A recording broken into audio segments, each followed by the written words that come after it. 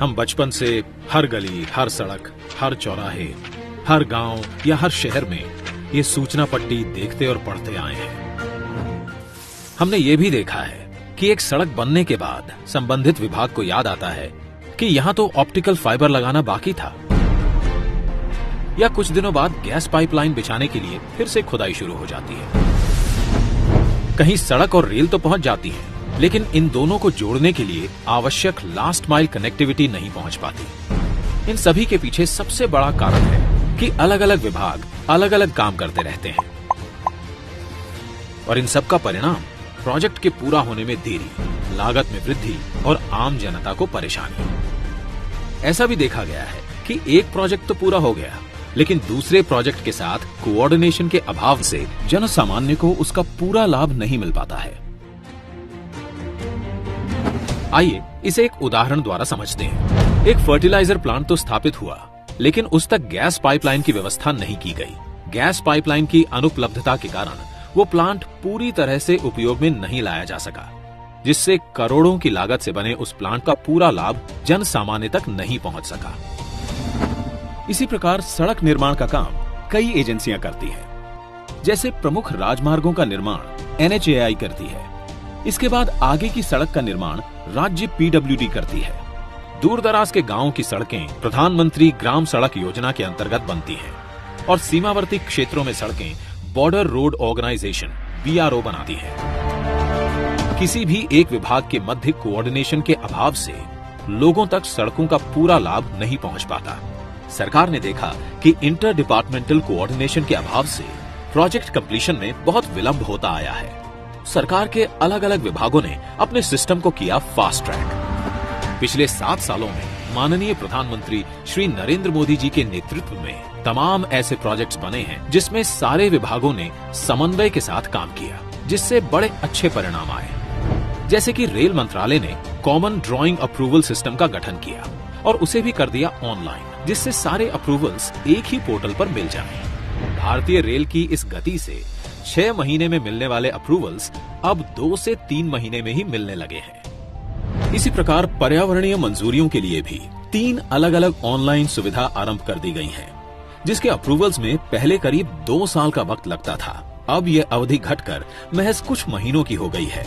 Road परिवहन ने नए नेशनल हाईवे और एक्सप्रेसवे के राइट ऑफ वे के एक्विजिशन के साथ यूटिलिटी कॉरिडोर का एक्विजिशन करना शुरू कर दिया है, जिससे सड़क के साथ साथ optic fibre cable, telephone, power cables को भी साथ में बिछाया जा सके, और उसके लिए अलग से राइट ऑफ वे एक्विजिशन करने की जरूरत ना पड़े। इन सारे प्रयासों से यूटिलिटी लगने में बहुत तेजी आ रही है, और इनका लाभ जन सामान्य तक जल्द से जल्द पहुंच रहा है। इसी प्रकार दूर संचार विभाग ने राज्य सरकारों की मदद से राइट ऑफ वे के एक्विजिशन की प्रक्रिया को सरल बनाया है, जिससे टेलीफोन और OFC केबल डालने की प्रक्रिया तेज हो चुकी है, और अब टेलीफोन और इंटरनेट कनेक्टिविटी गांव-गांव तक पहुंचाई जा रही है। अब समय है इन प्रयासों को इंस्टीट्यूशनलाइज करने का। जब देश आजादी का अमृत महोत्सव मना रहा है, तब समय है इन प्रयासों को गति देने का, शक्ति देने का। इस बार लाल किले से प्रधानमंत्री जी ने कहा, भारत को आधुनिक इंफ्रास्ट्रक्चर के साथ ही इंफ्रास्ट्रक्चर निर्माण में होलिस्टिक अप्रोच, इंटीग्रेटेड अप्रोच अपनाने की बहुत जरूरत है।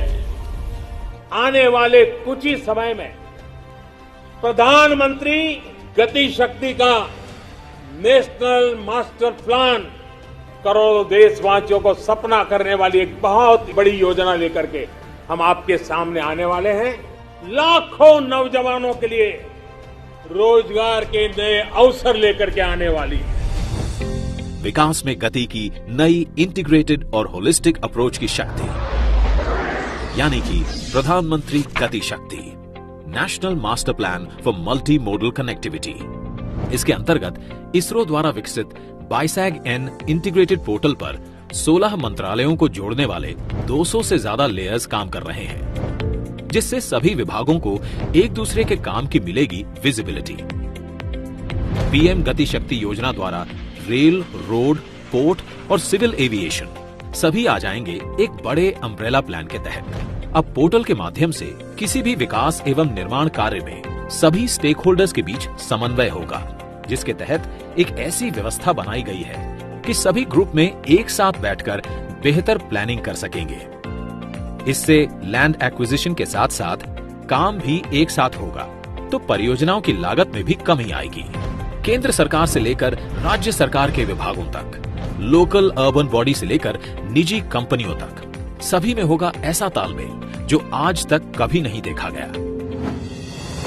नेशनल मास्टर प्लान से न केवल विभाग बल्कि उनकी योजनाएं भी एक छत के नीचे आएंगी, जिससे उनके अमल की गति बढ़ेगी। इसके कार्य करने की प्रक्रिया को एक उदाहरण द्वारा समझते हैं। अब जब किसी भी बंदरगाह की योजना बनती है तो वो आने वाले अगले 40 से 50 वर्षों को ध्यान में रखकर बनाई जाती है। तो इतनी विशाल स्तर की परियोजना अब सिर्फ शिपिंग मंत्रालय तक ही सीमित नहीं होगी, बल्कि सड़क और रेल नेटवर्क को भी उचित क्षमता के अनुरूप बनाया जाएगा।